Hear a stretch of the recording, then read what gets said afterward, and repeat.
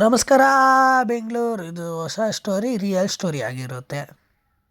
Story ಏನಂದರೆ real ಲೈಫ್ನಲ್ಲಿ ನಡೆದಿದ್ದು, ನನ್ನ ಲೈಫ್ನಲ್ಲಿ ಆಗಿರುತ್ತೆ. ಇವತ್ತೇನೆಂದರೆ ಅವತ್ತು ಕಲ್ತ್ಕೊಂಡಿದ್ದಕ್ಕೆ ಇವತ್ತು ಅಮೆಝಾನ್ ಕಡೆಯಿಂದ ನನಗೆ ಆಫರ್ ಬಂದೈತೆ 30,000 ಸ್ಯಾಲ್ರಿ. ಯಾಕಂದರೆ ಕಲ್ತ್ಕೊಳ್ಳೋವಾಗ ನಮಗೇನು ಗೊತ್ತಿಲ್ಲ ಅಂತ ನಾವು ಕುಂತ್ಕೊಂಡ್ರೆ ಹಂಗೆ ಇರ್ತೀವಿ. ಅದರಿಂದ ನಾನು ತಿಳ್ಕೊಂಡೆ, ಮತ್ತು ಬಂದ್ಬಿಟ್ಟು ಏನು ಹೆಂಗೆ ಮಾಡಬೇಕು ಅಂತ ತಿಳ್ಕೊಂಡು ಮಾಡಿದೆ. ಇವತ್ತು ಬೇರೆ ಪ್ರತಿಫಲ ಸಿಗ್ತಾಯಿದೆ.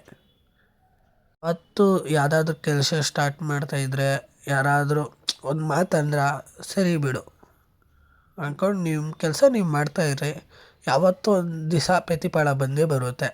ಅದಕ್ಕೆ ಸ್ವಲ್ಪ ತಾಳ್ಮೆ ಇರಬೇಕು. ತಾಳ್ಮೆಯಿಂದ ದುಡಿದ್ರೆ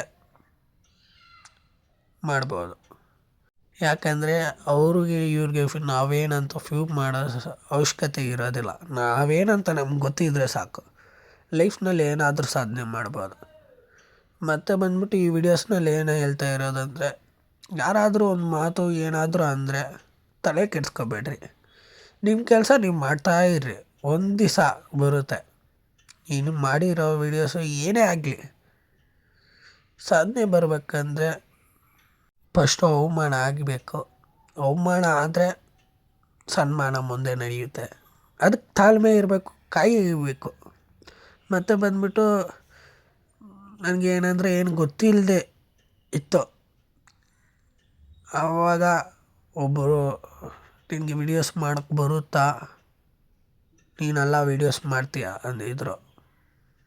ವೆಹಿಕಲ್ಲು ಫೋನ್ ಬರ್ತ್ಡೇ ಇದ್ದಿದ್ದು, ಅಂದರೆ ಏನು ಗೊತ್ತಿದ್ದಿಲ್ಲ. ಮತ್ತು ಕಲ್ತ್ಕೊಂಡೆ ಯಾರು ಹಿಂಗೆ ಏನು ಅಂತ.